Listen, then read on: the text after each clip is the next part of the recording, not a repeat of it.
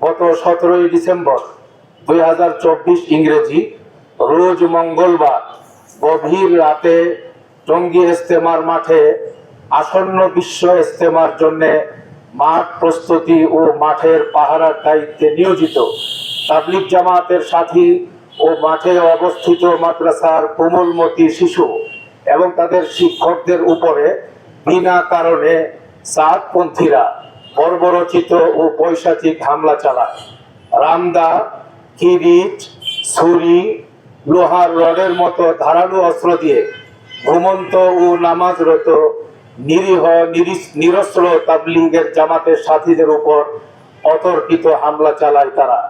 ইতিহাসের এই বর্বরচিত হামলায় শুরাই নিজামের 3 জন সাথী নিহত এবং শত শত সাথী মারাত্মকভাবে আহত হয়। সাতপন্থীরা এতটাই হিংস্র হয়ে উঠে যে বিভিন্ন হাসপাতালে চিকিৎসারত আহতদের উপরও হামলা চালাতে তারা দ্বিধাবোধ করেনি। প্রিয় সাংবাদিক বন্ধুগণ, সাতপন্থীরা একই কায়দায় গত 2018 সালের 1 ডিসেম্বরেও একতরফা আক্রমণ চালিয়ে প্রায় 5000-এর মতো তাবলিগ জামাতের সাথী ও ছাত্র শিক্ষকদেরকে রক্তাক্ত করেছিল।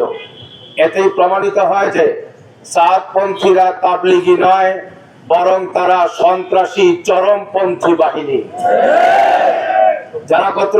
যারা গত 17 তারিখ দিবাগত রাতে হত্যাযজ্ঞ চালিয়েছিল, তাদের মূল হুতা সহ অনেকের নামে মামলা হয়েছে, কিন্তু দুঃখের সঙ্গে বলতে হয় আসামিদের গ্রেফতার করে আইনের আওতায় আনার ব্যাপারে দৃশ্যমান কোনো অগ্রগতি এখনো দেখা যাচ্ছে না।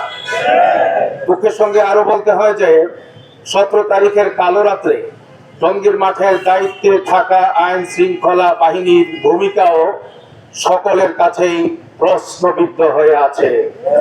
অবস্থার দৃষ্টি মনে হচ্ছে ফ্যাসিস্ট আওয়ামী সরকার ও তাদের দূষররা যোগ সাজস করে সাতপন্থীদের মাধ্যমে দেশকে অস্থিতিশীল করার একটি নীল নকশা করেছিল।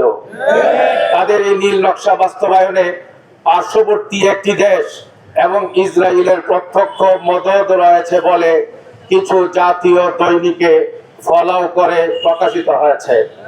প্রিয় সাংবাদিক বন্ধুগণ, এহেন পরিস্থিতিতে আমাদের দাবি হচ্ছে, নাম্বার 1, বারবার আক্রমণকারী এই সন্ত্রাসী সাতপন্থীদের সকল কার্যক্রম রাষ্ট্রীয়ভাবে নিষিদ্ধ করতে হবে।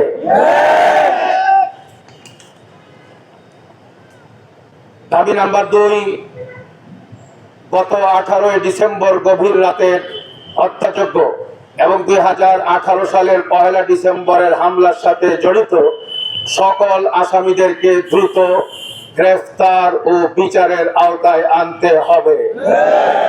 নাম্বার 3, আমাদের 3 নম্বর দাবি, কাকরাইল মার্কাজ ও টঙ্গী ইজতেমার মাঠ সহ তাবলীগের সকল কার্যক্রম শুরাই নিজামের অধীনে পরিচালিত হওয়া নিশ্চিত করতে হবে। প্রিয় সাংবাদিক বন্ধুগণ, পরিশেষে আপনাদের সকলের প্রতি একটি বিশেষ অনুরোধ, বিশেষভাবে আপনাদের দৃষ্টি আকর্ষণ করছি সবশেষে একটি গুরুত্বপূর্ণ বিষয়।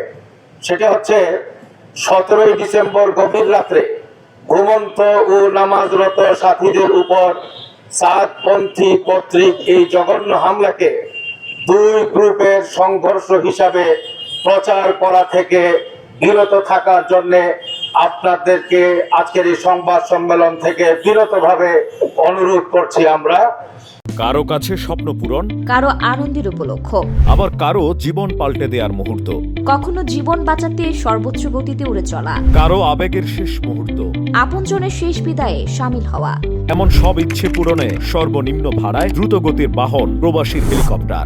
আপনার প্রয়োজনে যোগাযোগ করুন আমাদের হটলাইনে।